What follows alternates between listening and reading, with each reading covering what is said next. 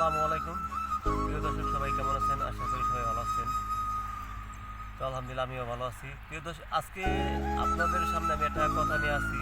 সেই কথাটা হলো, যারা মিশর থেকে লিবিয়া থেকে ইউরোপে যাওয়ার চিন্তা ভাবনা করছেন এবং এইভাবে যারা আসতে চাচ্ছেন, তাদের জন্য আমার একটা মেসেজটা হলো এই: যদি আপনারা ইউরোপে যাওয়ার চিন্তা ভাবনা করে থাকেন, তাহলে মিশরে না এসে, যদি অবৈধভাবে ইউরোপে যাওয়ার চিন্তা ভাবনা করে থাকেন, তাহলে মিশরে না এসে যদি আপনি ডাইরেক্ট লিবিয়াতে যান, সেটা হচ্ছে একরকম। আর যদি আপনি মিশরে আইসা তারপরে কাজকর্ম করে আস্তে আস্তে চিন্তা ভাবনা করেন আপনি লিবিয়া যাবেন, তারপরে লিবিয়া থেকে ইউরোপে ঢুকবেন ভূমধ্যসাগর পাড়ি দিয়ে, সেটা কিন্তু খুবই কঠিন এবং ভয়ঙ্কর।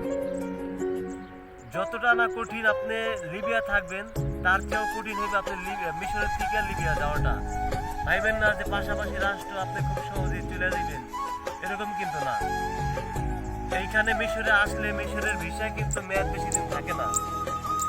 তো আপনার যদি যাইতে হয়, আপনি অবৈধ পথে যাওয়া লাগবে। আর অবৈধ পথে গেলে কতটুকু কি রিস্ক, যে কোনো জায়গায় আপনি অবৈধ পথে যান, সেটা যে কত বড় রিস্ক, সেটা তো আপনি ভালো করে জানেন।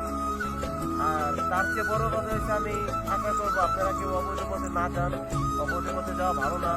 জীবনের রিস্ক, তারপরে টাকা পয়সার রিস্ক, ফ্যামিলি আর্থিক রিস্ক, সব কিছুর মনে করেন ঘাটতি আছে।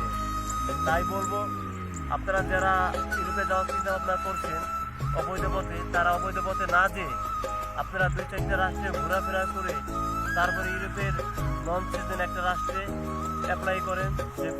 ওরকম একটা রাষ্ট্রে ঢোকার পরে আপনি অতি সহজেই সেনজেন রাষ্ট্রে ঢুকতে পারবেন।